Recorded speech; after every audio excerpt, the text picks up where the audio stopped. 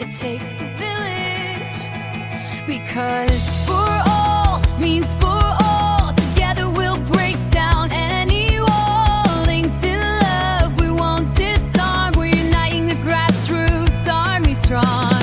So press play, feel the spark. This is where the movement starts. It takes a village and we're the proof.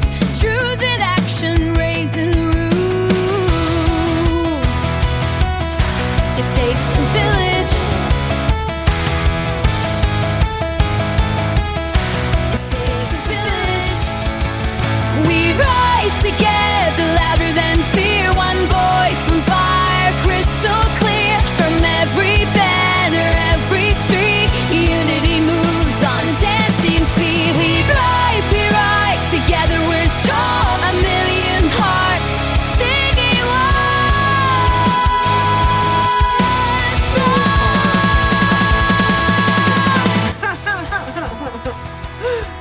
All right, hang tight, Ginger. I'm going to bring you up in just a moment, but we will go ahead and get started because it's time, everybody. Yay! It's time for It Takes a Village, where we don't just talk politics. We platform people building power from the ground up. I'm your charming and furious host, Political Jess, and let's be clear, I'm not going anywhere. Not today, not tomorrow, not till the grassroots win, and even then, who knows? Speaking of our next guest, she hails from the incredible state of Indiana, and she is running for Secretary of State. Ladies and gents, it's our very first Secretary of State candidate, and she's here to shake things up in the best possible way. Please give a warm and rowdy grassroots welcome to the incomparable, the amazing Blythe Potter. Thank you. I'm so excited to be here. Welcome. I'm so happy that you could make it as well. We are doing this on a special time today because of the blackout. We wanted to make sure that we were giving people the opportunity to enjoy their time off away from the temptation of purchasing little magic beans during the blackout. So thank you so much for accommodating that. Thank you. So there's two questions that I ask every single person when they come onto my live. Okay. The first question is, we've heard of the camel that breaks the straw that breaks the camel's back, right? We are not being hit with the straws. We're being hit with the whole camel, the whole damn camel, repeatedly every single day. It's a new damn camel. It's very uncomfortable. What was the camel that broke your back, that inspired you to run? And if you could give us just a little bit of a synopsis on the campaign and your constituency. Okay. So I have said many times in my life I would never get involved in politics. I'm a good Hoosier. We don't talk politics, money, or religion. Turns out that's how we get controlled and suppressed and all the things. Yep. In 2022, I was going to go back to school. I was noticing, since I had my daughter in 2020, I found out I was pregnant in 2019, January 2020 pandemic, had my daughter in August. So I went through a lot of political stuff, just being pregnant and opening my business. But also walking around with my stroller and my daughter, like, why do I have to cross 3 lanes of 45-mile-an-hour highway to get to a trail to my house when there's a subdivision here that doesn't lead there, or a crosswalk? There's no sidewalks, there's no connectivity, right? So the placemaking in the town that we're in, which is growing quickly, wasn't good. We had a trail plan that was adopted years before. Nothing has, still to this day, pretty much nothing has been done with it. So I was like, hi, Terrence. So I was like, okay, I'm going to go back to school. I'm going to get a PhD because I love learning stuff. And I'm going to learn how to fix communities. That's literally what I was going to do. Got accepted to a PhD program. And come to find out, the post 9/11 GI Bill that I thought I had because I was in the military had expired while on pandemic nonsense and having my daughter, and they would not allow me to use the benefits that I had remaining. It is what it is. It's government. So I was like, okay, well, that sucks because I don't have $3,000 lying around per month for school. Well, right. Within that time frame, while I was still hemming and hawing about what I was going to do, my local, which I didn't even know, we had a local Democratic Party. I still wasn't comfortable saying I'm a Democrat because inherently we need to pay more attention to people than politics, but it is what it is. We're a two-party system. So the local Democratic Party chair had posted in a chat or in a group thread, hey, we've got some spots open this fall for the elections. If anyone's interested, let me know. I was like, well, that could be interesting because I had a good experience with the town council when I was opening my business. They're probably the ones who decide where sidewalks go. Maybe I'll look into this. So pretty much not knowing what I was doing, not really with the intention of doing much with it. I emailed her. Fast forward, I was on the ballot that fall for town council, barely lost to 3 Republican incumbents. Ran last year for county council, trying to this red county, which I know is not red. We are misinformed and kind of forced to be red. Yep. There's a big grassroots movement. I'm a precinct chair with the town or with the county.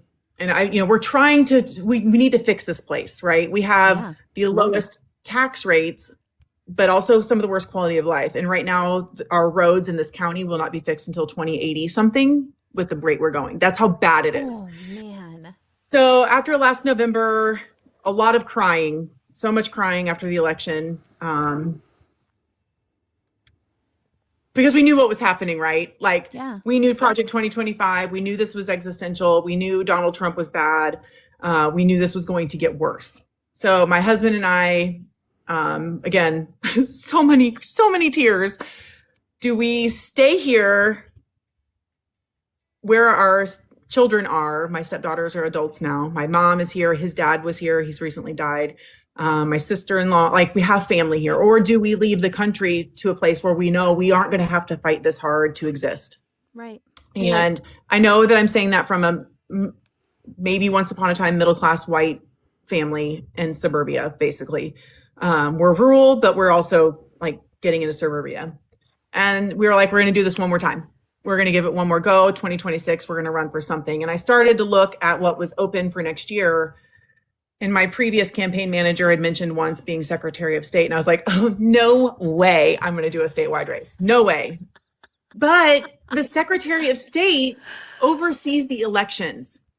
And by overseeing the elections, the Secretary of State has the opportunity to market and advertise those elections. Yes. Indiana is 50th out of 51 for voter turnout in the country. I'm a small business owner. Marketing on a cheap budget or free is totally in my wheelhouse. I could do that. I can do administrative work in my sleep. I can manage people and organizations in my sleep. I can freaking market in my sleep. So I'm going to run for Secretary of State. We're going to increase voter turnout. We are going to better educate our constituents, which is the entire state. And also we're going to our current Secretary of State is about as corrupt and horrible as a person you can get. So the bar is pretty low. I know I can far outperform him. Well, I'm outperforming him now and I don't even have his job. So it seemed like a good place to put my energy, and literally we're throwing it all in. We had, thanks, Terrence. We had a lot of conversations about this is going to suck. This is going to be really hard. This is going to be very time consuming. I will be traveling a lot.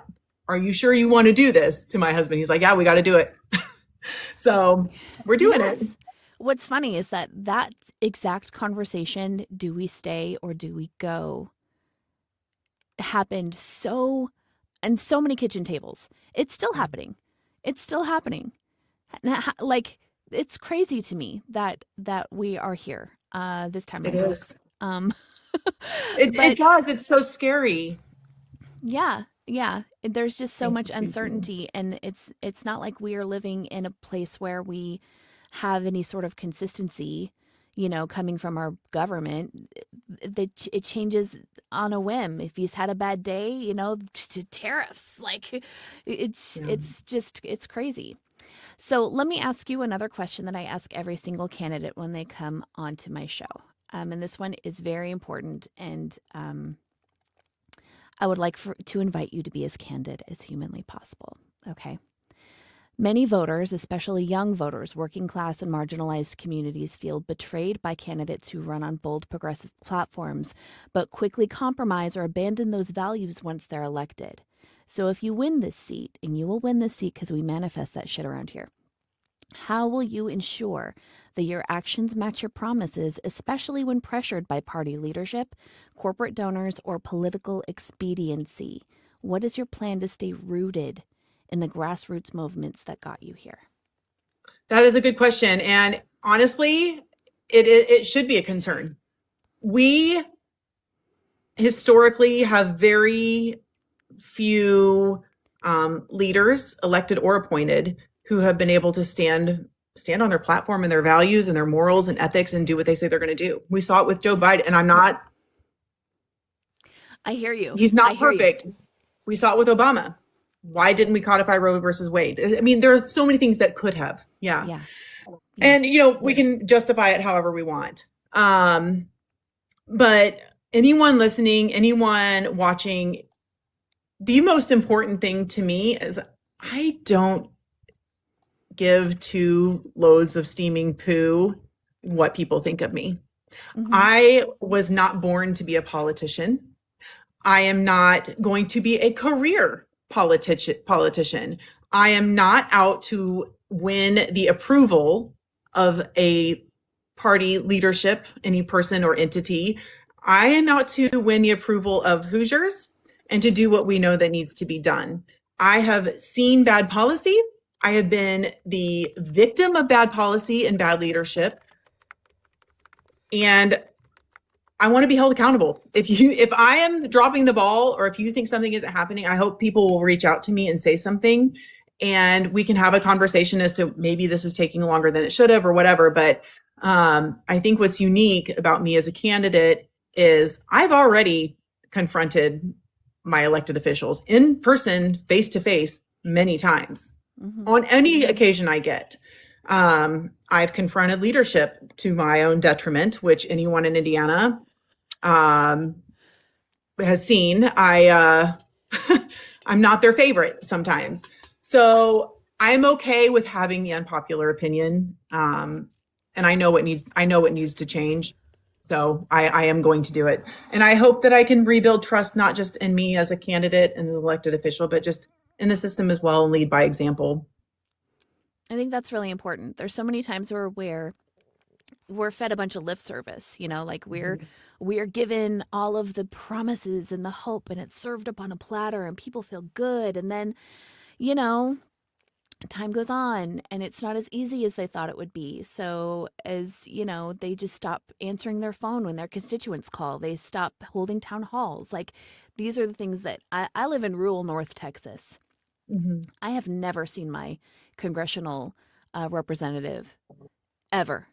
I call him every single day and yell at him because he's just a total waste of space. But yeah, I feel like that's a common thread these days. When it gets hard, they just go into their own little silos and they don't take any responsibility anymore.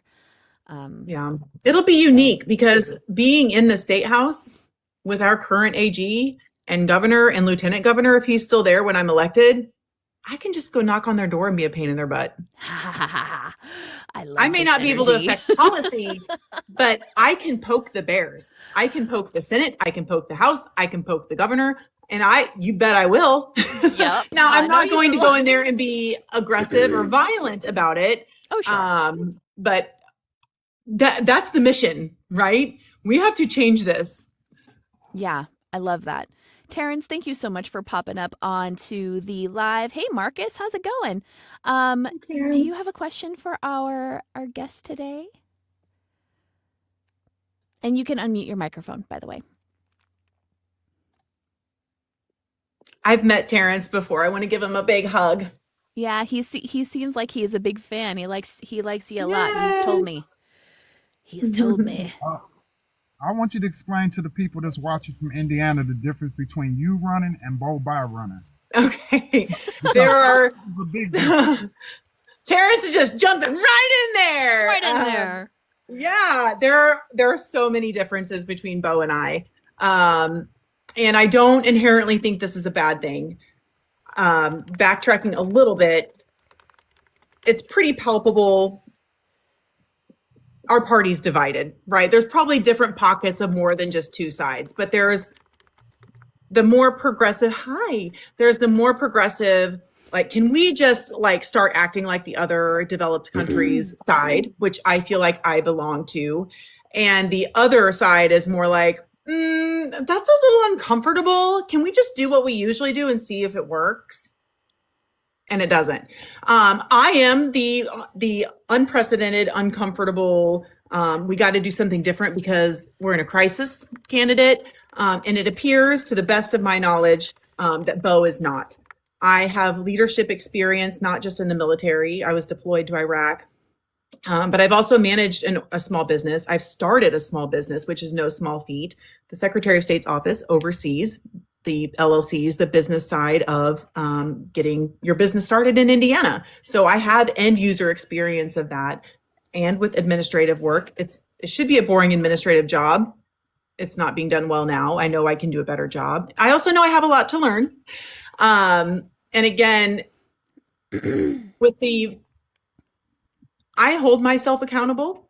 I know that. And I think even the people who may disagree with me most can see that if I'm wrong, I will correct course. I will learn from my past experiences. But also overseeing the election is something we need to have someone who's very ethical, very moral, and committed. This is something I want. I know I can be very good at it. This isn't something that I'm using to go and be governor or AG or senator or president one day. I'm not taking large corporate donations. I'm not taking corporate PAC donations. There will be nobody funding me who also supports school vouchers. So there are a lot of differences, and I live like the average Hoosier. I know what it means to live paycheck to paycheck and work 3 jobs. I know what it means to spend more than a mortgage payment on childcare. I know what it means to not have health care. I know what it means to have to decide, do we replace the car that's broken down in Bloomington because the engine's broken? Do we fix that one? I know what Hoosiers feel because I've heard them on my table for 25 years as an esthetician and massage therapist. People are very candid with their people who touch them for facials and massages and hair. Yeah. I've heard it canvassing as a candidate and a precinct chair. I just have more experience as a Hoosier than Bo does. And I'm not saying that having experience living elsewhere is bad. We need experiences like that. But for this job in this state and where we find ourselves in Indiana right now, I am the only candidate who knows what it feels like to be on the receiving end of 43 years of bad existence. Yeah. So yeah. Hopefully that's a good enough answer without being a total turd. You can be a total turd on my life. I just want to let I'm you know. trying not you to are be. allowed to do that. You are fully allowed. I don't dislike my opponent at all. Like, we get along fine. He's great. We just have we have different experience. We have different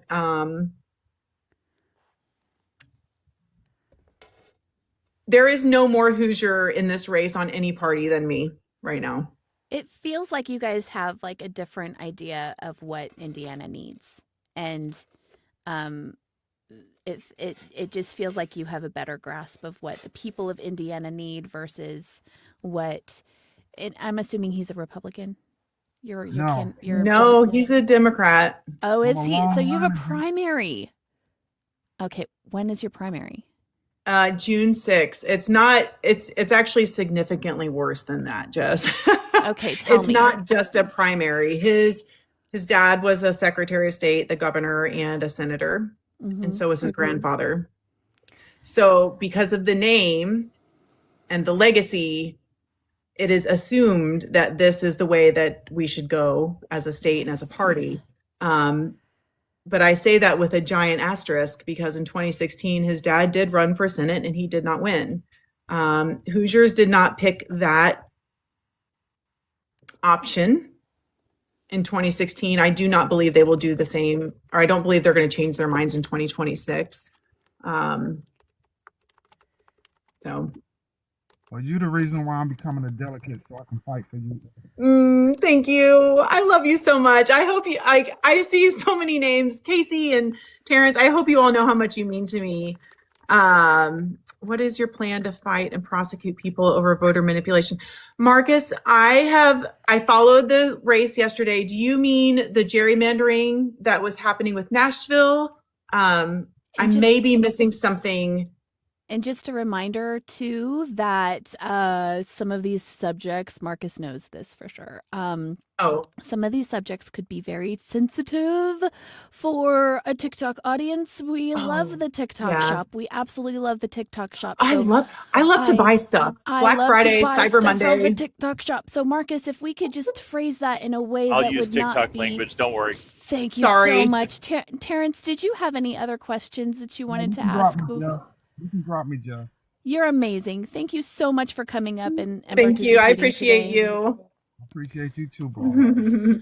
I love so that I'm you're a Republican people. politician in Alabama on the Board of Education, and anti-MAGA. Seriously, anti-MAGA. Well, thank you for your service. Thank you for being here. Right? So one thing that we're seeing down here in the red states, and it just happened yesterday on Tuesday, they emailed, texted, and sent flyers out to Democratic voters to tell them that the election was today.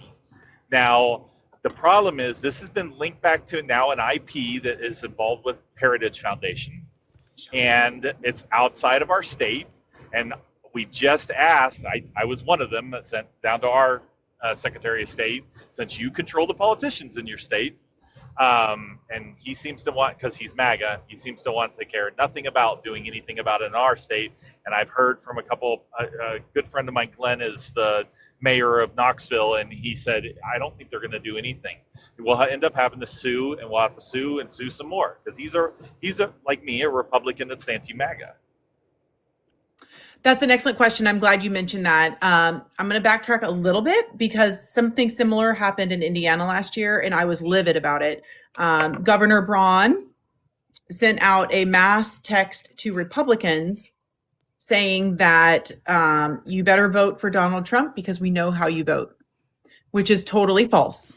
Now, do I believe that it is illegal? Now, I firmly believe we have undereducated Americans, especially Hoosiers. I'm also in a very red state. Well, politically red, right? Voting elections, we're like 46, 60% blue versus red. We're not as red as people want us to believe.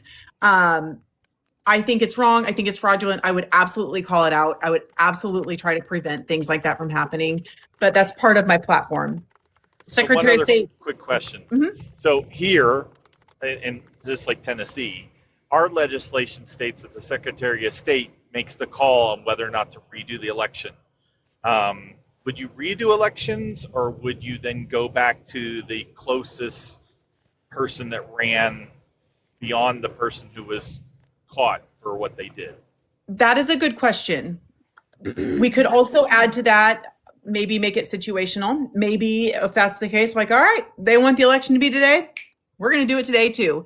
Allow people more time to vote. Maybe offer a 2-week period to get an absentee ballot. Maybe offering a way to still be involved. Which it's really tough not being in that job right now, because the Secretary of State has the ability to tell registered voters when the elections are. It does not happen here. Most people have no clue when our elections are. We had people thinking they were getting to vote this year when we're talking about elections in Tennessee or North Carolina, right? Example. On social media, there's a young lady that was posting videos where these Democrats were showing up thinking that the election was today. You know, they only lost by 9 points. You know, and that's a MAGA. That if you just watch his speech, I mean, he might as well just have his whole nose up, you know, little Donnie's butt. But it's tough to watch. But it is. I really hope you take your primary, and then definitely if you need some help against the Republican. I know a lot of Republicans there that are still true Republicans that hold, you know, local seats and state seats. So please reach connect out. me with them. I was Absolutely. raised in a Republican household. I was a Republican for the first like 5 to 10 years I was able to vote, mostly because that's what I was told to be.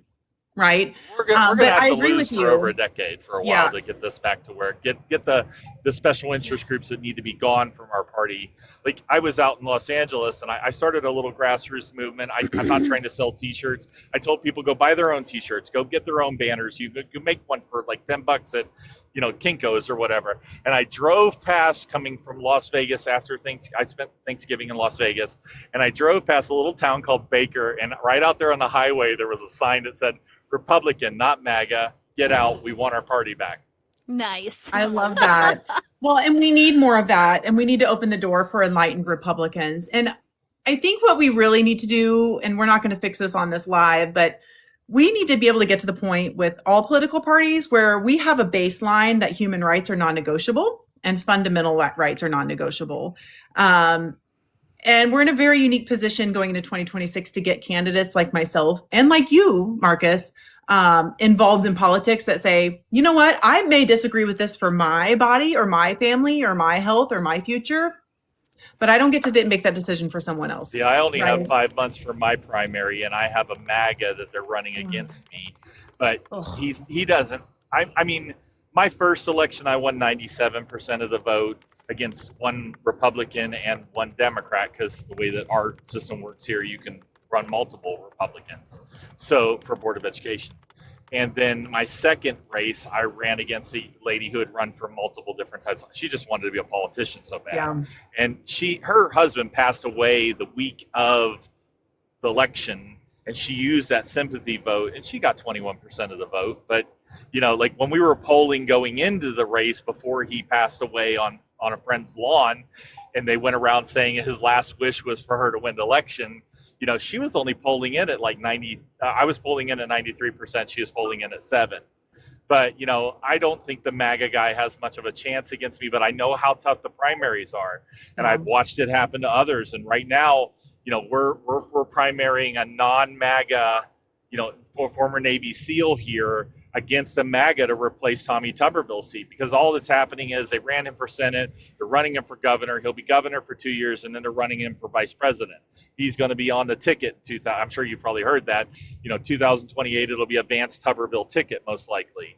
And so I keep telling people, and I mean this no disrespect to you or me or anybody else, but politicians are a dime a dozen. Just go find a better one who actually fit. I don't fit what everybody likes, but just go find another one who's non-MAGA that fits what you want. And even on the Democratic side, we just watched as 21 different Democrats were asked to start back up the government as a response to Blue Tuesday. They got 7 of them to do it, and then one independent sort of Democrat to do it. And Fetterman if you look on political page, Fetterman is the most sold out political politician in the United States. You think it's Donald Trump, but on the political page, it's him. You can buy him for the price of a Mercedes-Benz to get his vote. And we have to start doing something different now and we have to work together, and I mean, well, you're not going to have to do it, but I have to walk across that aisle every single day to get legislation done. And I will have to. I will be at the mercy of our legislature for my budget. Oh, that's true. So, but I want to.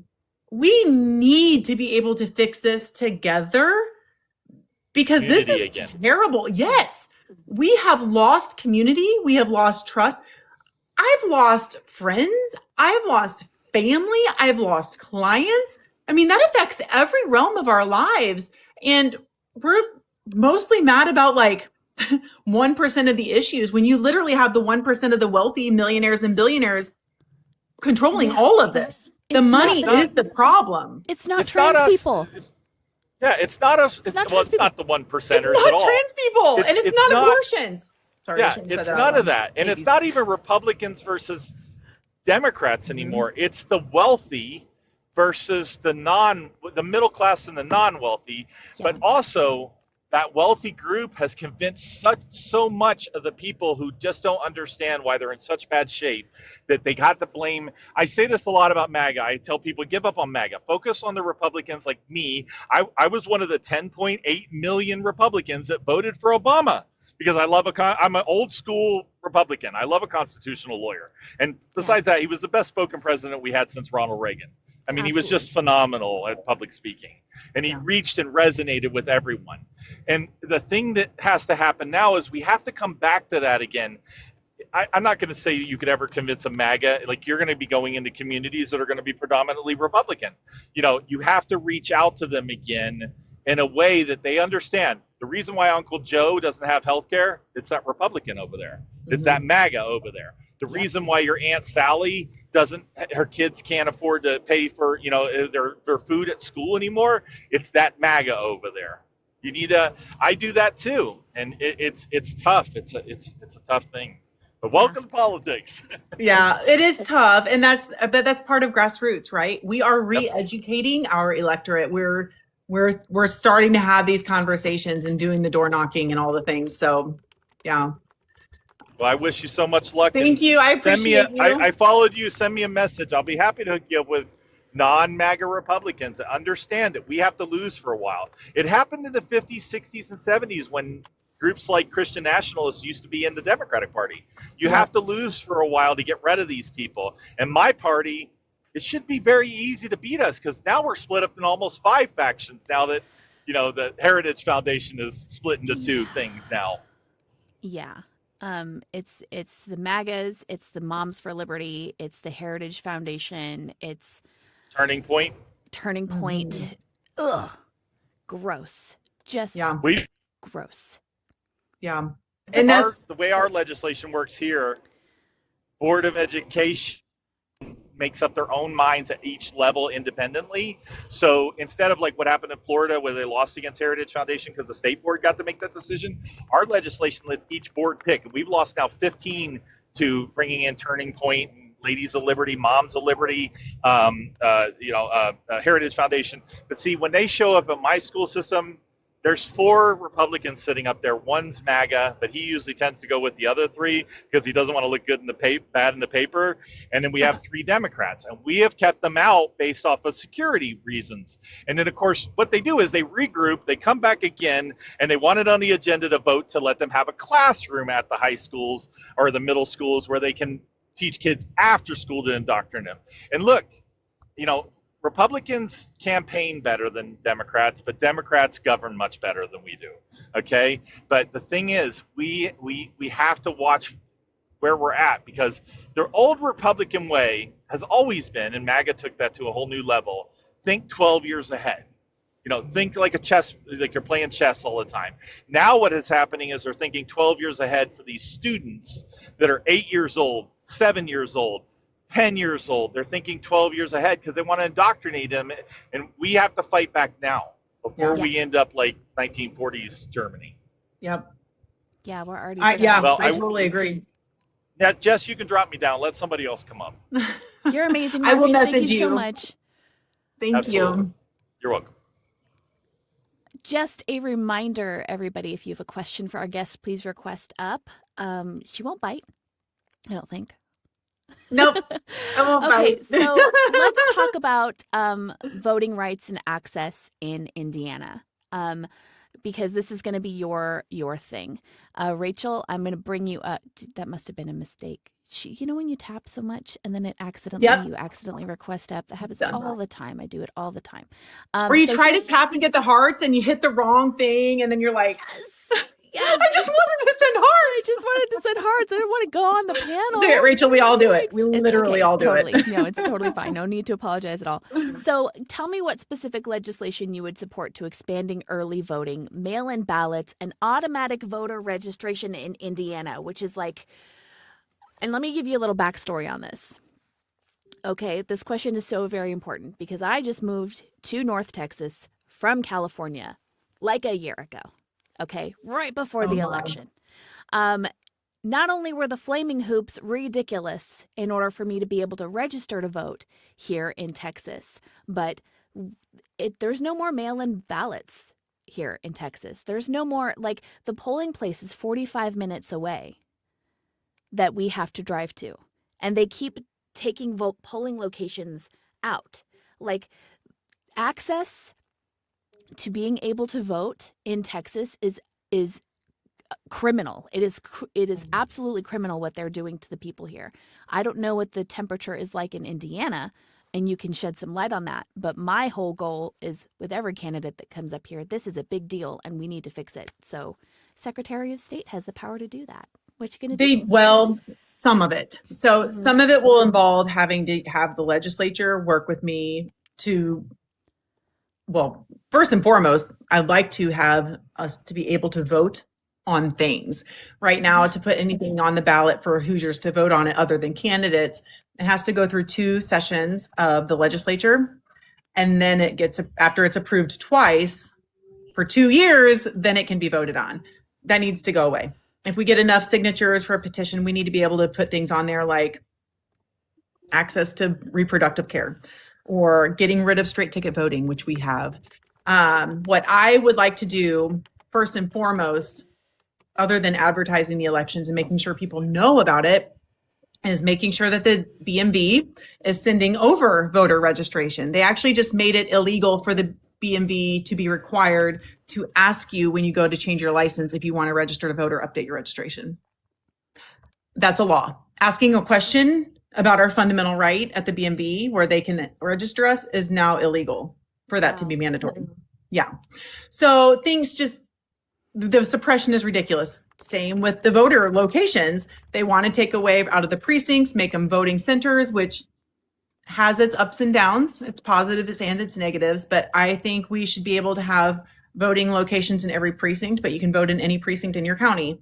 Absentee ballots, I would love for people to be able to just opt into that so that from this point forward, you get your absentee ballot as long as your registration is valid. Mm-hmm. You can opt out if you want to. Extending hours for polling, 6 a.m. to 6 p.m., freaking hard, even before I had a child, because that means I have to get up very early or bolt out the door at 5:30 to hope I can get in line in time to vote. Yeah. Just making it, we do have accessible mail-in ballots in Indiana. However, you have to request it and you have to have a good reason or meet the criteria, which is stupid. It's stupid. If you're registered to vote, you have valid registration, you should be able to get an absentee ballot, in my opinion. Did I answer all of your questions? I feel like maybe I went off the rails there. Okay. No, you talked about mail-in ballots. You talked about automatic voter registration and expanding early voting. So, yeah, I think that. Yeah, just making it. I want it to be too easy, so that if you were choosing not to vote, then it's just whatever. What do you think? What do you think of the idea? Like, you can access your bank account and your tax records and everything with the thumbprint on your phone. How come, or your face on your phone? What do you think about expanding voting to a digital age?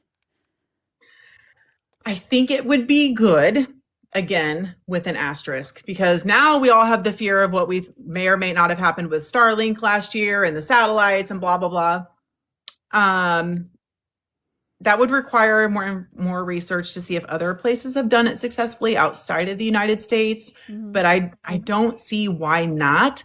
At the very least, making sure that everybody has access to the machines that vote. Because we still have counties in Indiana that are paper ballots only. Oof. Yeah. So, and we don't always have properly staffed polling locations. And I think that is to our detriment as well. So that's something we can advertise too. We can pay them better. We can allow them to work half days, just making the existing infrastructure stronger. And then, yes, maybe if we need to have people trust the system and the politicians first before we do that, I think. Yeah, I think that's fair. Casey, thank you so much for joining us today. Thank you for coming up. What questions do you have for our guest? Hi. I've talked to Blythe about this a little bit already, but and I dropped it in the thing, but I worked at a assisted living last year. And there was a case where this Republican politician came in and was talking to the residents about turning in their mail-in ballots, and they asked if she would like to turn hers in, and she said, no, I'm going to the polling place. Like, I'm going to go cast my vote. And they cast her vote for her. They did it for her because I took her to the polling place. I was the bus driver at the place. And I took her to the polling place, and they said she couldn't vote anymore because she already voted. And I had to call the county, and we dropped his name and told them about it. I don't know what happened after that because they didn't get back to me, but I still think he was still in the race. Like, what policies would you put into place for that not to happen to the elderly? Well, there are already policies in place to prevent that. He just broke those rules. So to go to nursing homes and assisted living facilities, to the best of my knowledge, they have to have one Democrat and one Republican. They have a lockbox. Each of them have a key, and they basically helicopter, for lack of a better word, to make sure everything is supposed to be happening ethically and safely. Someone dropped the ball there. He should not have been allowed to do that. On the back end of that, the election boards for the counties are usually made up of an even number of Republicans and Democrats. So let's say he went to that election board. The Republicans are like, no, he did nothing wrong. The Democrats are like, yeah, he did. There's no majority. So it's just kind of a wash, right? If anything at all. I don't know. I guess I would ask you, knowing that he broke the rules from the get-go, that we do have, in theory, we have good rules in place. What do you think we could do better for that? Does it mean we need more staffing? Does it mean, what does that look like? Because each county will be a little bit different. And and if you don't have the answer right now, that's fine too. I think if it's reported, I think they need there needs to be it needs to be carried out that they either drop the race or they get in trouble. I would hope that eventually the Secretary of State would get wind of that and step in and try to do something. I would. I would be, and even if that's a Democrat, nobody needs to be manipulating that. And if that means a Democrat loses, then that means a Democrat loses, right? They need to be free and fair for everybody, not just the people we want to win. So yeah, I mean, if that were the case and I found out about it as the Secretary of State, I would absolutely do everything in my power to get him off the ballot. It's just wrong.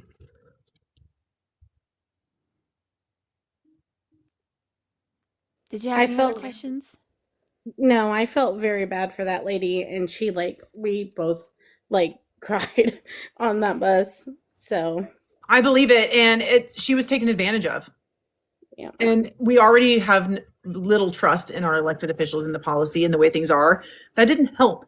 But I think that shines a light on a bigger problem, because we had similar issues here. My father-in-law last year, he died in April, but I was on the ballot last November for county council. He was in an assisted living facility for a long time. He was no longer able to live on his own, but his home address was in a different county. He was given a ballot with the county he lived in, not the one he was registered to vote in. So he was able to vote for me. He should not have been able to. So, that's election fraud. Yeah. Maybe not intentional, but he should not have had that ballot. So yeah, it's without someone to hold them accountable, there's really not much we can do, unfortunately.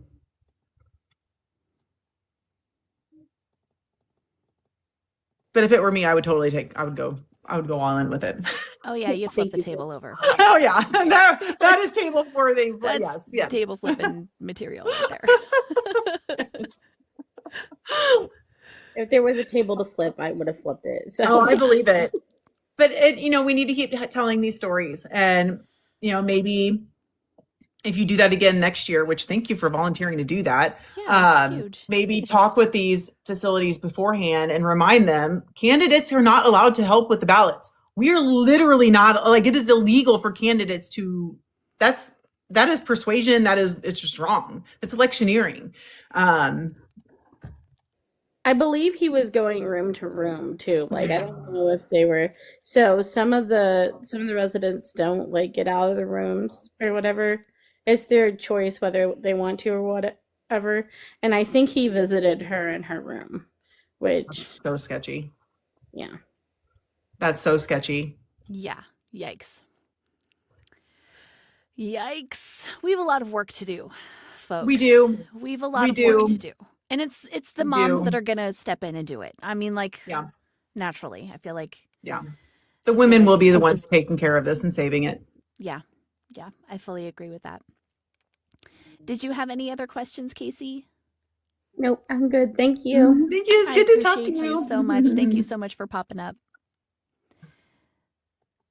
I have another guest who would like to come up and ask you a question. Mari, thank you so much for joining us. What question do you have today? Hi, I have a question. One of my biggest things is, as you know, okay, well, I'm Mexican American. I've been here 54 years. What would you do different with immigration? Because this has really hit, our people pretty bad, especially with how they're handling all this. How would you do it different in the aspect of not only, how would I tell you? Let me put it, where this would never ever happen again, where they violated U.S. citizens, residents, which are the green card holders, and also the people who came here with visas. And, how would you do it, do something different that would help that this never happens again? Just so you know, I did get a warning saying that the guest has violated the misinformation policy. So, TikTok. yeah. Obviously hit a sore spot for TikTok. Yeah, we hit a nerve. All right, cool. First and foremost, we are all on stolen land. So it's so interesting how worried we are about immigrants when none of us white people really should have been here in the first place. I think it's atrocious. I absolutely hate what's happening. I think voting is a fundamental right. I kind of think, how they used to have common law marriage? I think they should have common law citizenship.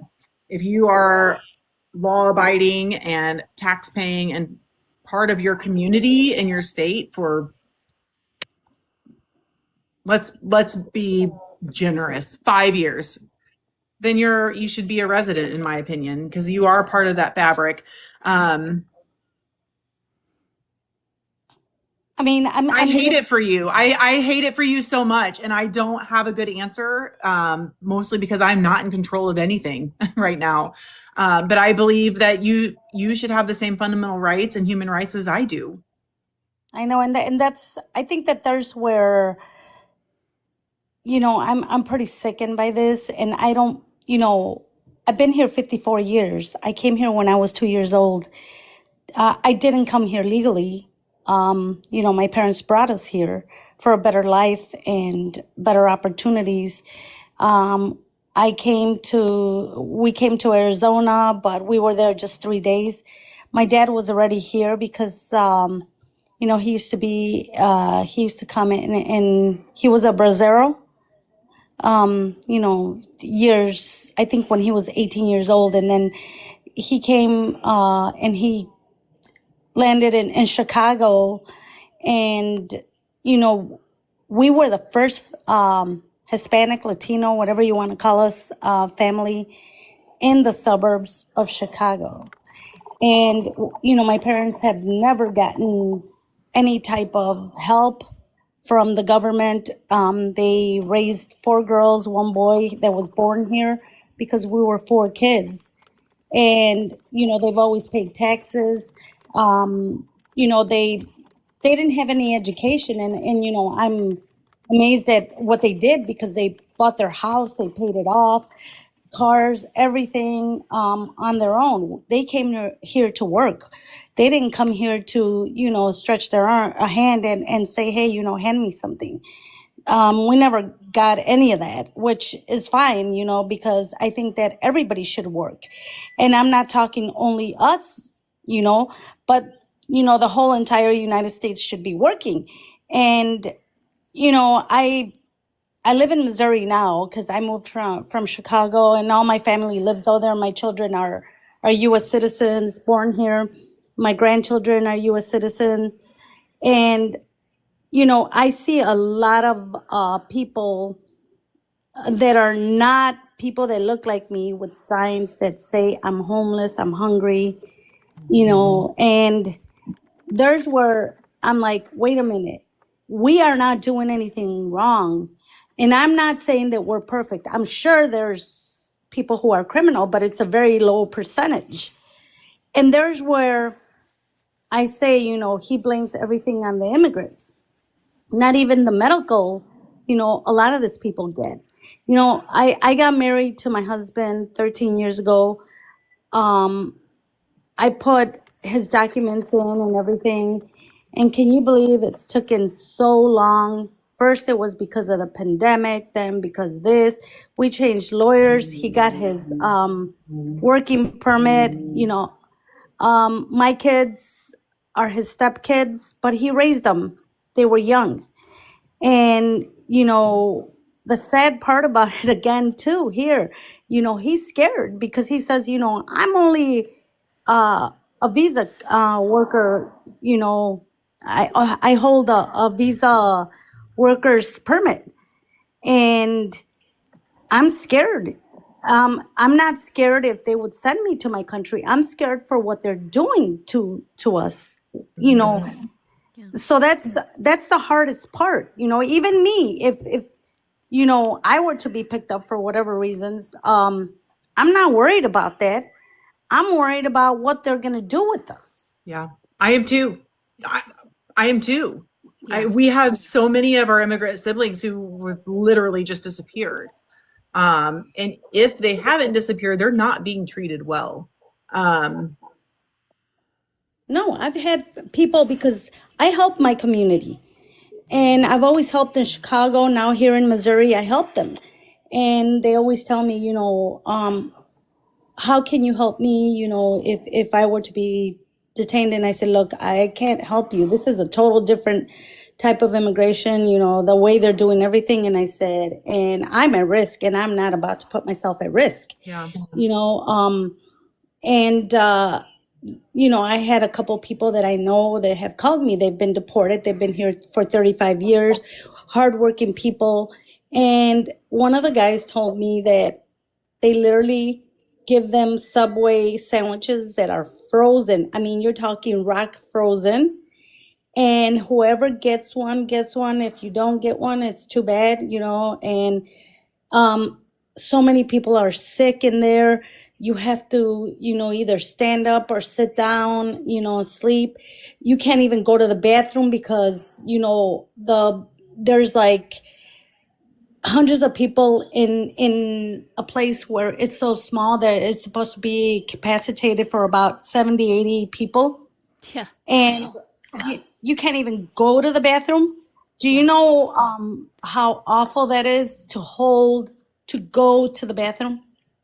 I mean, I can't imagine those living situations. And then people who are sick, they're either diabetic or heart problems or any medical problems. They can't even get their medication. Sometimes they'll bring it, sometimes they don't. They leave them there for days without eating, a little cup of water. Sometimes they even have to drink from the toilet. That's how bad it is. And, this is not okay. I'm wondering what the hell is Congress doing? Why isn't anybody? I mean, we feel alone. And I am angry at this because we should never feel like this. We are humans.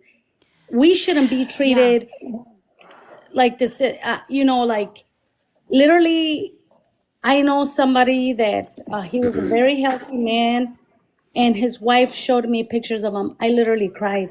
He is in the hospital because he didn't eat, he didn't get his medication. He couldn't even go to the bathroom. He held it, and that made, intestinal problems and infections. And who's with us? I want to know right now, who is with us? Why are we alone? I don't think you're alone. At least I hope that you have people in your community who are being vocal about it. I think part of the problem is there's so much happening all at once. Well, this is a huge issue. It's one of many huge issues. It is by design. By design. It is by design, and I don't think it's going to get better anytime soon. And I hate to say that. I know I'm saying that from a place of privilege. It's part of the reason I'm doing what I'm doing, because I can. I'm safer to do this than you are in many ways. But I think we have to support when we can. Look out for yourself, of course, and your family. And we just have to keep having these difficult conversations and making sure that we do what we can to stop it. It's atrocious. It's devastating. And it's not just brown people. It's like anybody who has the strength to speak up, and people like me wearing shirts that look like this, standing in between the masked men and our neighbors on a daily basis. It's infuriating, and it should not. Mari, you're 1,000,000% correct. This should not be happening in this country. And that it is happening is atrocious, and you're not alone. I know that you guys tell me to be vocal. I am vocal. I'm very angry. I'm very heartbroken. Oops. Did we lose you?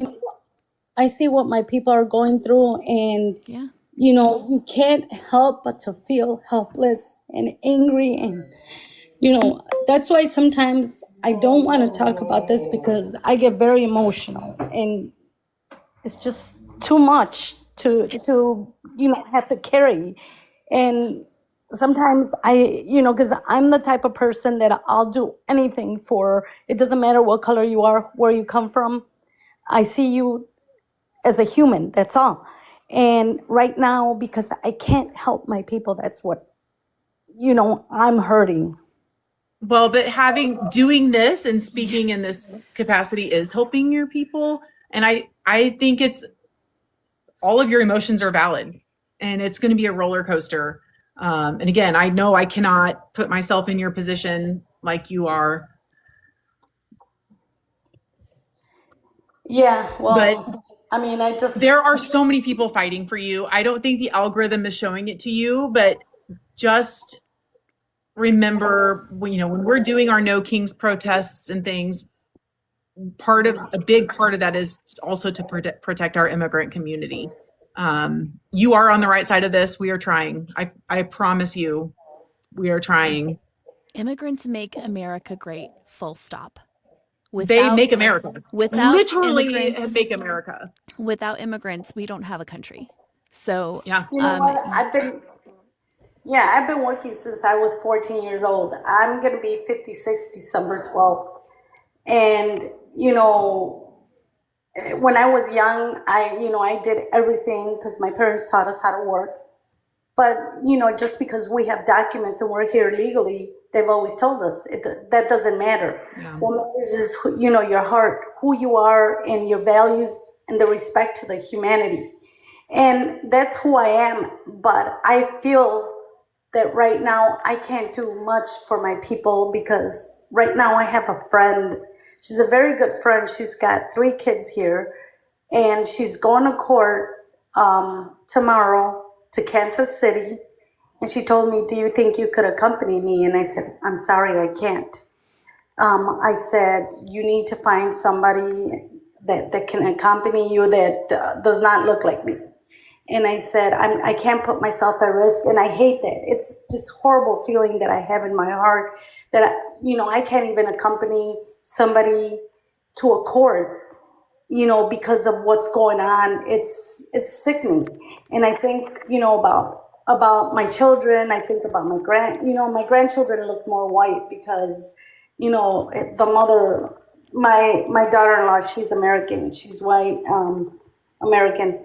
And my son, he's a redhead. We're not dark people, but still, we're Mexican. And, I wouldn't be afraid if, this was not going on in the aspect of who knows where they're going to send you, who knows what they're going to do with you. I still speak out. I don't care. I will continue speaking out because this is not right. And nobody will, silence me. And at the end of the day, whatever happens, happens. But I have a lot of people that care about me. And I know that, in that part, I'm not alone, but a lot of these people are, because I know that you guys are speaking out, but really what's happening, these people are dying in there. They're killing them slowly. So And on how could purpose. this be okay? How could this be okay in such an important country? It's not okay. It's not okay. But it's not okay. But a lot of, especially with a Congress that is capitulating with every single step, there's nothing that we can do yet. We're working on it. We're trying to flip the table. But we have a Congress that is completely they have no backbone at all. They If don't had do a backbone, anything. They haven't They done literally anything. do nothing. So And I'm going to tell you something. In voting, I encourage everybody. I make videos to go out and vote. I tell people, prepare yourself, make sure that your IDs are up to date, because, some of the states are, just BSers, just like the state that I live in, which is Missouri, which, even when the gerrymandering was, they were trying to do the gerrymandering, I was out there asking for signatures, I don't stop. I'm not going to stop. This is my country. I'm as American as any other person that was born here. I came here at 2 years old and I love this country, but I hate this administration. Yeah. It's hard to love this. I'm an Army veteran. So I feel this. I love my country. I love my community. I love our people, but I hate how our country was started and founded, which was not founded. It was stolen. And I hate that it's basically been the same cycles over and over again, just looks different, particularly with capitalism. And there are a lot of systemic things that are 1,000 years that predate us. Jesus was mad about this with the Roman Empire, the same things. It just looked different. But I hope we're getting to a point in this story where enough of us are enlightened enough and mad enough to be having these conversations and to maybe change it for the better. But to your voting, telling people to vote, I think now is when we need to start telling people to save the date for May 5th, save the date for November 3rd, mark it on your calendar, ask off of work now. This is how we ensure people know when those dates are and make it to the polls. And I know it feels like it's early, but we have 6 months to hammer these dates into people's heads. No, I've been doing it for a while already. I've been telling people, prepare yourself, please register yourself. Yep. If you have children that are going to turn 18, please make sure that they are registered. And I knocked on doors. I'll take people. I don't care. But I will make sure that, we continue the blue wave. And, Tennessee was a real tight race. And yes, we lost it, but it's not a big deal. Tennesseans like, the BS, and they can continue with the BS. But that's not gonna stop me. I will we're continue. talking about that in a minute. Tennessee it's devastating that it wasn't a win, but dang, some progress was made. Yes. We have a huge And that brings hope. yes. We're going to be talking about that in just a minute. Mari, I would love to encourage you to share your story more. You are not alone, and you have a powerful voice that people will listen to. I would encourage you to DM me, because we might have some resources that would be able to help you. But also, I would love to encourage you to share your story on our platform as much as you want. I think it's important for people to hear, okay? Keep in mind, I'm first generation. Yeah. Immigrant, and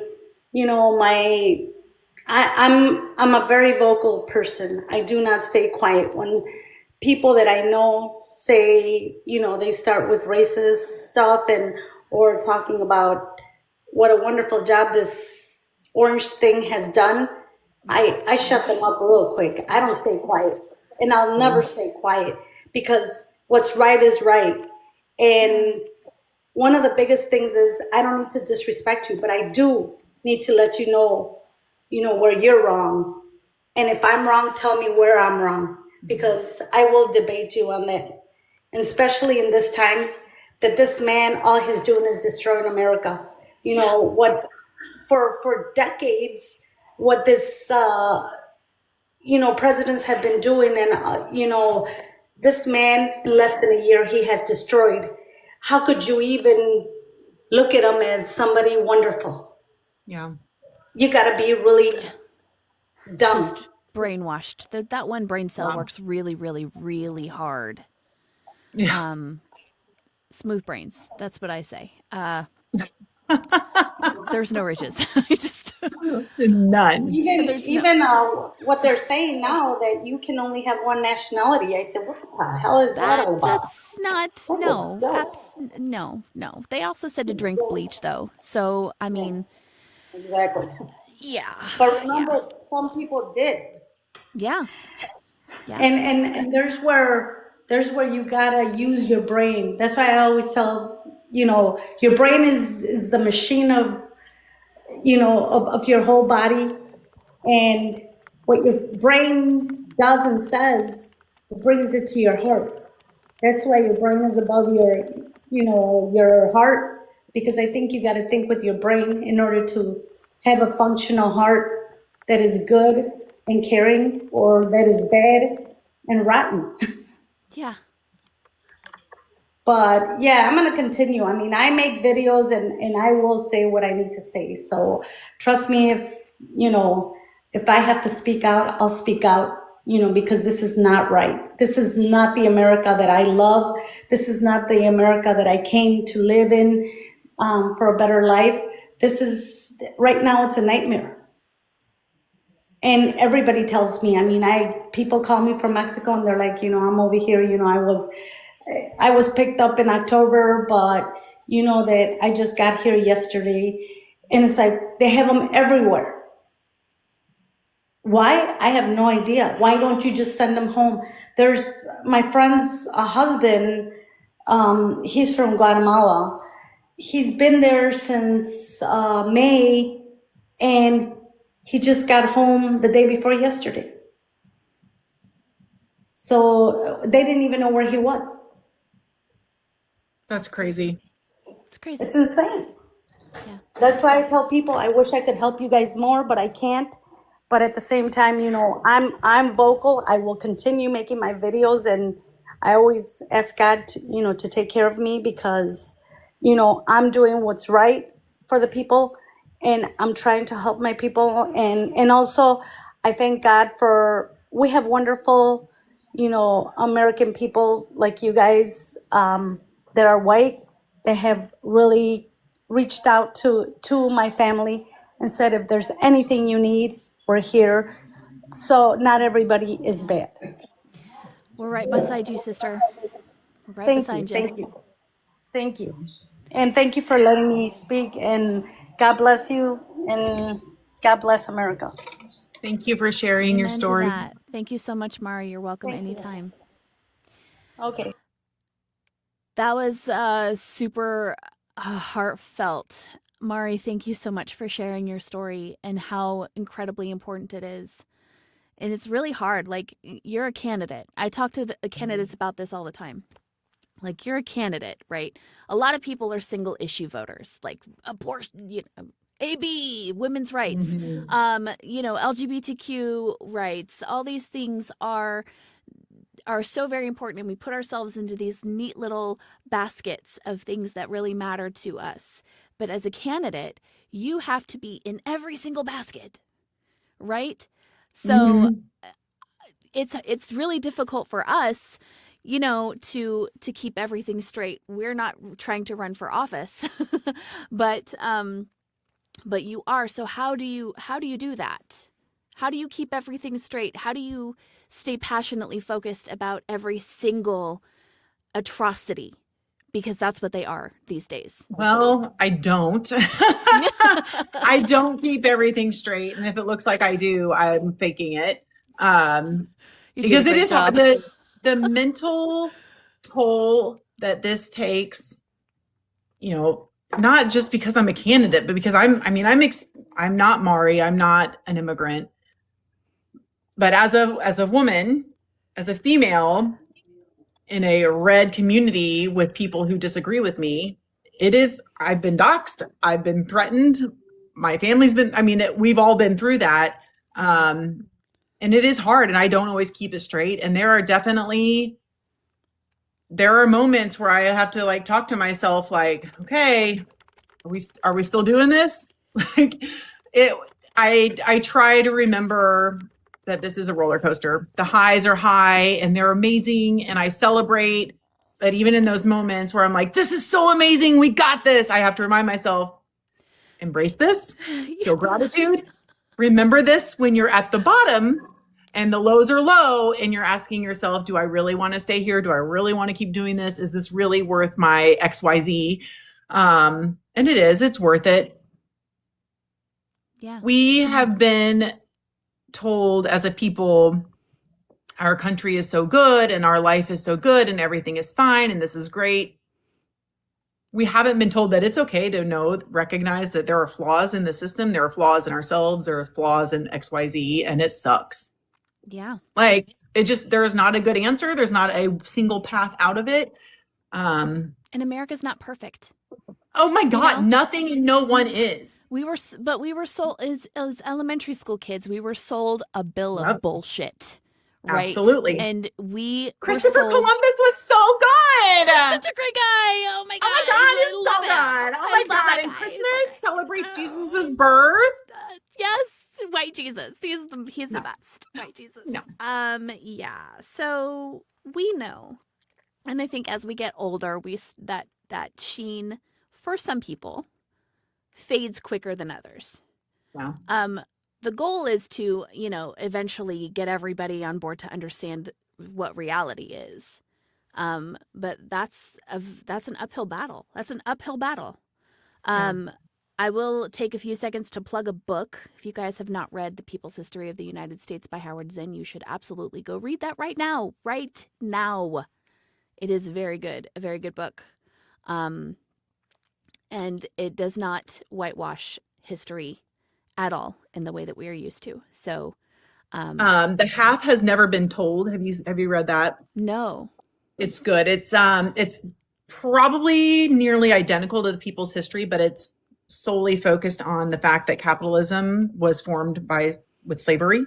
Mm-hmm. So it goes, and it's the founding of our country, which is on the backs of enslaved people. Another excellent one. I highly recommend. Awesome. Edward Baptiste. I'll check it out for sure. Captain Monotone would like to know, and I think we touched on this a little earlier. So, what can the Secretary of State do to keep parties from sending misdated election flyers to other parties in voters' areas? Really, unfortunately, here's the thing. Let's pretend I'm Secretary of State. It's not just making the policy or having the legislature make the rules and the policy. It's enforcing it and holding people accountable. So to start, unfortunately, probably the only thing I'll be able to do in the beginning is to educate people, and that is just going to go right back to my platform. I want to make sure all registered voters have knowledge of the process. Where is the election place? What are the rules? How do you decipher legit flyers from illegitimate flyers and information on there? Where is some reputable, non-biased sources to verify this? Right now, with the way that Citizens United is and the money that's in politics and the, you have a disclaimer on it, you kind of get rid of the liability for a lot of this. So mostly what I will be able to do in the beginning is when I'm made aware of these things or something like that happens, or even historically, particularly if you're in Indiana and you've seen that in the past, save it so that I can be like, hey, this happened in 2024. This was wrong. This was a lie. Look out for this. It's going to be re-education and sharing as much as I can, and making that information available online as well. But hopefully in the long run, this is a systemic problem that's not unique to Indiana. Yeah. And it's not even probably unique to America. Nope. The disinformation that we see a lot on sometimes both sides, right? So accountability. Yeah, definitely on both sides, especially nowadays. Nowadays, I mean, Democrats are pissed. They're pissed, And they they're should starting. be. Yeah, and they're starting to get in the mud. We're not high road Democrats anymore. It's not when they go low, we go high anymore. Yeah. It's when they go low, it's we get in the fucking mud and we go low. Yeah, we are. We Like- absolutely are. And I don't know if that's a good enough answer, Captain, which I know you're one of my followers and I appreciate you. But I think it has Just to start trying somewhere. like hell to make it illegal, I guess. I don't know. Yeah. There's not much we can do it initially. But you would have the ability to bring forth a lawsuit if something like that were to happen in your state. And to make sure election boards are notified and that something has happened to hold them accountable to the best of my ability. And I plan on doing that as a candidate too. So as we see things happening, I want to bring light to it and share that information. And, I'm doing that on my social media, and a lot of people are too. So it's really just getting out the information. Yep. We are in a mosh pit. We're like the ants, right? Like we definitely outnumber them. And you know how like when you were little, and I don't do this anymore, but when you try to like kill an ant, it doesn't always die. It just keeps fighting. Like that's where we are right now. We are literally in the mud fighting for our lives and other people's lives. Everybody's lives. Yeah. Yeah, because we're homegrown terrorists at this point, right? Yeah. So yeah, I mean the only option we have is to swing. That's all we got. So let's yes, fire ants. Yeah, no more tolerant left. We're no longer the tolerant left. They definitely did their best to unalive the tolerant left in record time. So we're going to switch gears here. This has been such an amazing discussion, and I could literally just talk to you all day long. But I want to switch gears to talk because it's Wednesday. We don't usually have a show on Wednesday, but I reserve Wednesday for our wins. And when you are a part of a resistance movement, celebrating your wins is incredibly important.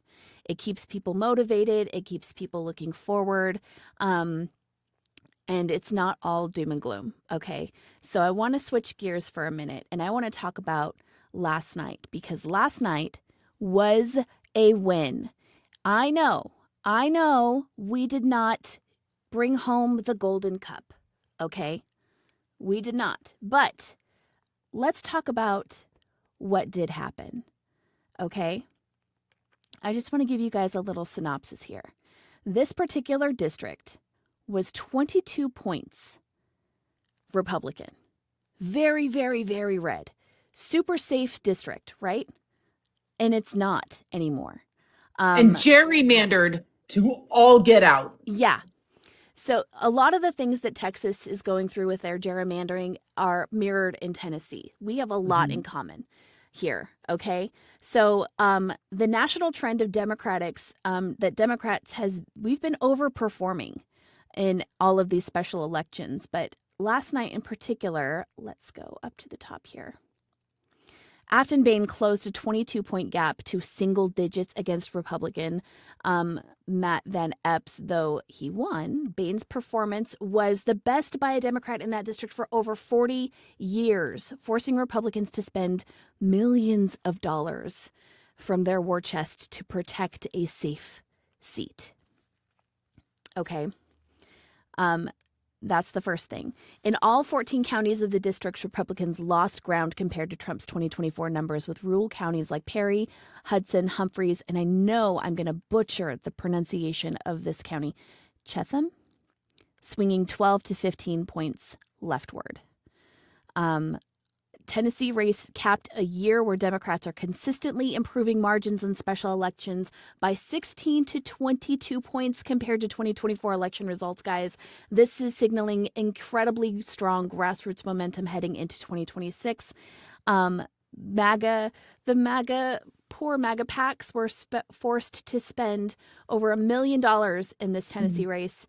It's the first major investment since 2024 just to hold the seats Republicans considered safe. And that is a huge drain on their resources. And I love that for us. I just love that. Just spend your war chest on stupid shit, please. That's fantastic. The media coverage frames Bain's campaign as proof that Democrats are on the offense while Republicans are on the ropes. Even GOP leaders admitted that the narrow margin was a warning sign for Trump's agenda. And Democrats are favored to hold upcoming special elections in Texas with Taylor Remmett. Yes, Taylor Remmett. New Jersey, in New Jersey's 11th district, and they're facing a looming vacancy with Marjorie Taylor Greene in Georgia's 14th district. So, this is amazing. And this is why this matters, guys. Even in deep red Tennessee, Democrats forced Republicans to sweat, spend, and underperform. Bain's campaign leaned into affordability, health care, and rural hospital protections, which these issues are resonating far beyond Tennessee. I don't know if they're closing rural hospitals for you in Indiana, Blythe, but they're doing that here. And that is something that people are very, very aware of. Trump's personal involvement. I don't know if you guys saw this, Mike Johnson calling Trump, putting him on the microphone. Couldn't deliver a comfortable win, and it shows huge cracks in his influence. So the bottom line is that last night's Tennessee race wasn't a loss. It was proof of concept. Democrats can compete anywhere.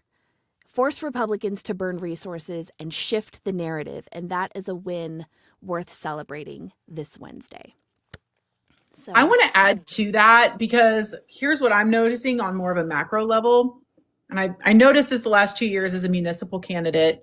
There's this little ecosystem that is still fighting online to stay connected, kind of like we are, and the people in the comments who are joining us. We were also devastated in November, right? We're like, yes. Oh my God, it was palpable.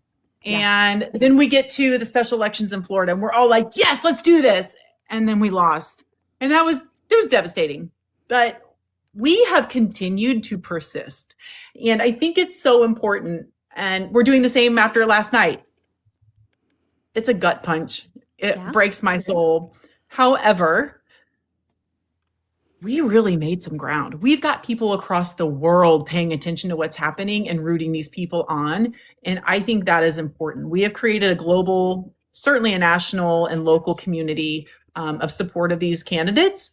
I'm feeling it here. I hope that Afton felt it as well. And we've got people like you, Jess, who are amplifying these voices because it is so hard to be a poor underdog, not taking super PAC money candidate, right? So I think that's also a win. That we continue to see because we're all right back in it. We were all rooting her on, and we're all back in it and staying with it. So I think that's good. She's not done either. Done. She's the kind of woman. She'll never be done. Oh my! Have you seen her in her Marie Antoinette costume? I just can't. Oh my! She is like the kind of politician that every politician, and you are as well, that people need to aspire to be. They're regular people, and they've got no fear at all. They do not care. Yeah, look up Afton Bain Marie Antoinette. I just wrote that down. I have to tell you, I love that you think I have no fear. I'm literally terrified every time I Like, open my I'm mouth. scared every day. Well, it is. I mean, this is why people don't get involved in politics, is because when we mess up or say the wrong thing or forget what we wanted to say, It's it's out amplified. there. Yeah. It is amplified. So I am scared, but I also am okay with screwing things. I mean, I think that should show people how much of a crisis we are in. I'm an introvert by nature. So Me for too. people like me to be involved It's bad. in an assertive way, that means it is bad. So I am scared, but I'm fighting through that. And What's I that love face that. for? I love that. Yes, I'm scared too. I mean, I will be completely honest. I went to my daughter's karate last night wearing this sweatshirt in rural North Texas, okay? I got a lot of looks. I got a lot of dirty looks. A lot of people did not appreciate it at all. And it is scary. It is scary because you just don't know how extreme some of these people are, you know? Yeah. And Yeah. wearing something like this could be very well. My husband says it to me all the time. He's like, "You're taking your life in your hands." And I'm like, "You don't have to unalive me." Like, you know. You are, but you're also empowering people who are watching. And that's also what's important, is people like us and many people in the comments are doing the brave thing and doing the things we want to see reflected in our leaders and elected officials. And I think it empowers a lot of people to consider doing the same at some point. And that's planting those seeds, right? Not everyone's going to jump in and do exactly what we're doing, but I certainly think it's leading by example. And I think that especially in rural areas, it's okay, history. Especially in rural areas, it can be very isolating. You know, you think, absolutely. When I first moved here, I moved here from Sacramento. Okay, you want to talk about a culture shock? Holy effing, but Jesus! I can't even imagine. Yeah, it was a lot of deer in the headlights. Like, you mean there's a Texas Pledge of Allegiance? There's a Texas state. They're putting the 10 Commandments in my kid's school. What the holy 4-letter words, lots of 4-letter words, but I'm not alone out here. There are also people who believe the same thing, but they're not empowered to speak out. And that's why I wear sweaters like this, because they should know that if you're MAGA, I'm going to be a problem for you. Yeah. Okay. And I'm not apologetic, but also that they're not, like, there are other people out there who are feeling like defeated. And especially in Texas, when they're not inspired to vote. They've been told this whole time that Texas is a red state. Texas is red. There's no changing it.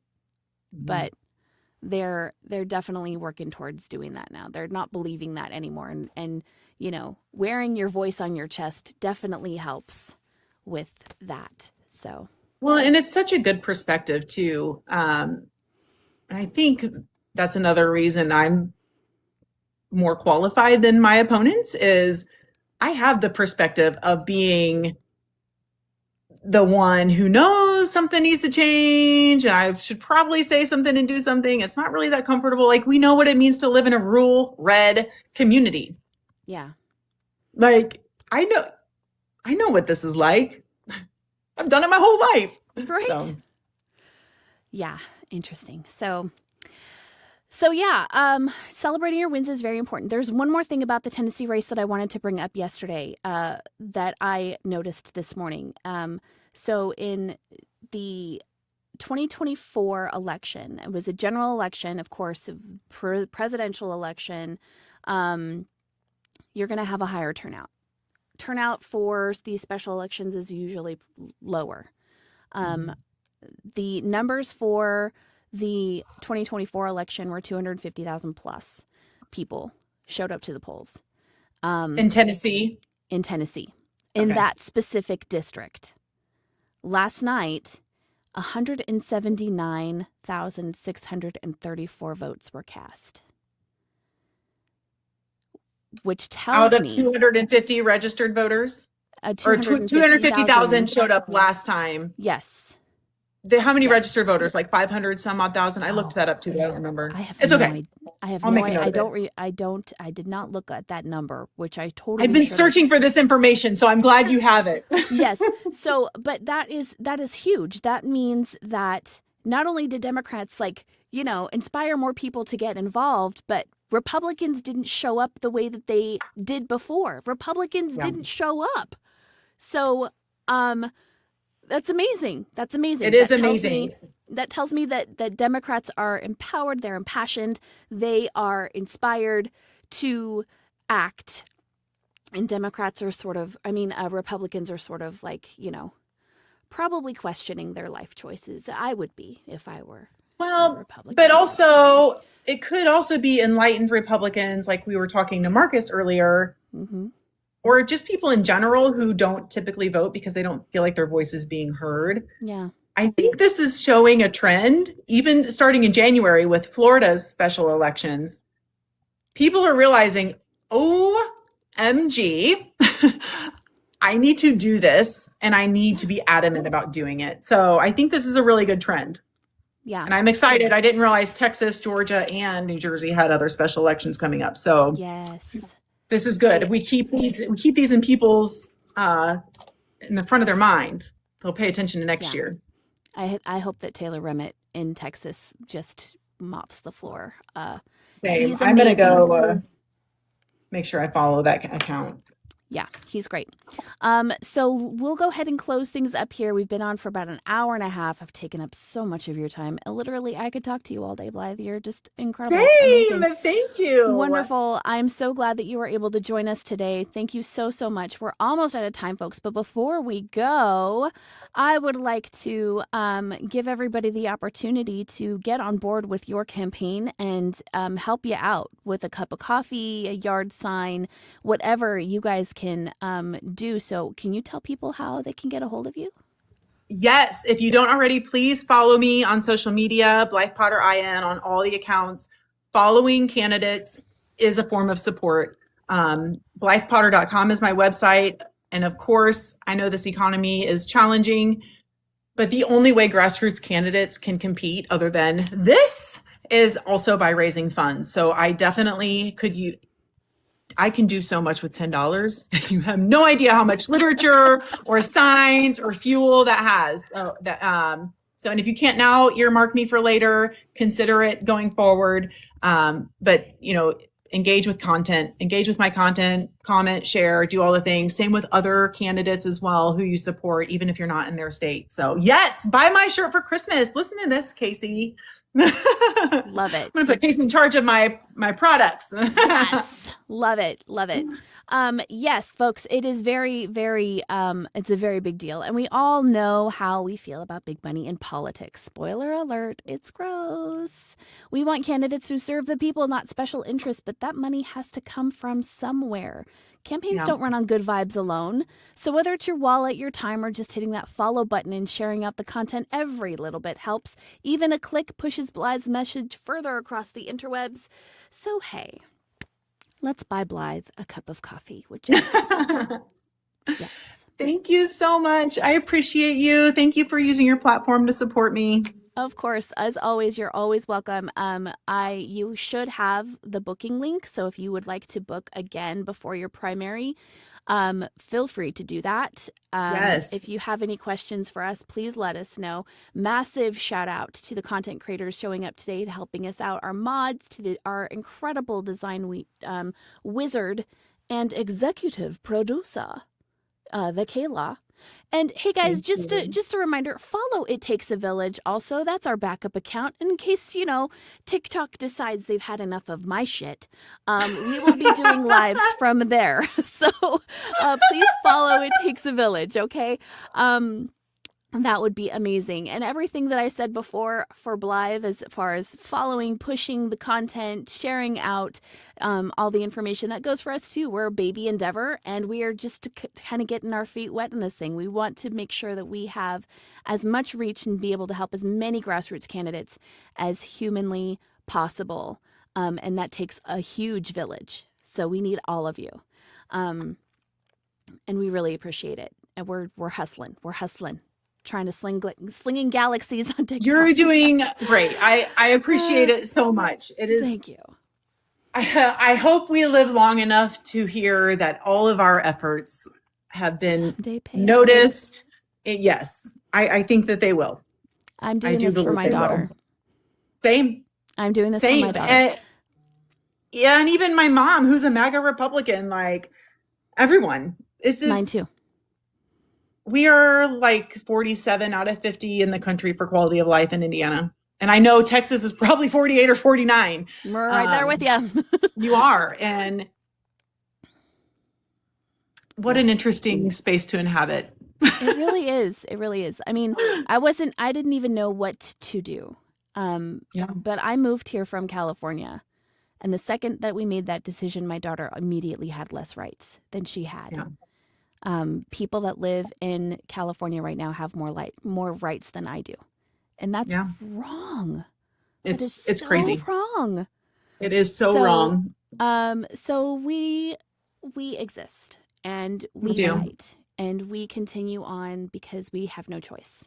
So yeah. Aside from that, check your voter registration at vote.gov. Keep an eye on your local election schedules in your area. It's very important. Don't just vote. Follow your vote through the process with these, new things in play. They're making some hanky choices, y'all. So it's a little sketch. And just a reminder, it's not enough anymore to just walk into the polls, put down your vote, walk out, and consider your civic duty to be done. That is not the universe we live in anymore. You have to do more. You have to do more than that. Whether that is phone banking for your favorite candidate, sharing out social media posts, being active in your county precinct. There are a million things that you can do, even just volunteering on election day to go watch the polls, which we need that. We need that. Do. So very important. You have to get involved. So I would encourage every member of the village to get your feet wet, get in the mud, and do everything you can to support grassroots candidates. We have to get dirty. This is our moment. So, and just a programming note, on Friday, December 5th, typing is not 5. December 5th. At 6:30 Eastern, we're going to sit down with Mike Heidenreich of Wisconsin. We'll talk about his campaign to flip tables in his state, the incredible superpower of unions, and his drive to bring progressive politics into his district. Also, huge shout out to Not Your Merch, amazing company run by Latino women, small business, giving people the power to piss off MAGA. With shirts like this. They do all of our stuff. If you guys want any It Takes a Village merchandise, you can easily go to our showcase and pick up your favorites. All the proceeds go towards amazing things like helping Blythe Potter buy coffee. That's very important to do. So be sure to follow us on Substack, Apple Podcast, and the Gram, and the Tube of You. If you could make a quick plea, we'd love it if you'd go over there and do your best to leave us a review. And it would help get more eyes on our stuff. And that would help more grassroots candidates as well. So I just want to say thank you, Blythe. Thank you so much for joining us today. You are amazing. Can't wait to have you back on the show. Thank you. I appreciate you. You've been incredible. It's been such a great discussion today. Thank you, everybody, for joining us. You can catch the VOD of this episode by Friday on our Substack, and I'll send you the link so that you have it for later. Yay. Thank you. I appreciate you. All right. You guys have a wonderful day and take care of each other. We will see you all on Friday, okay? Bye. It takes a village.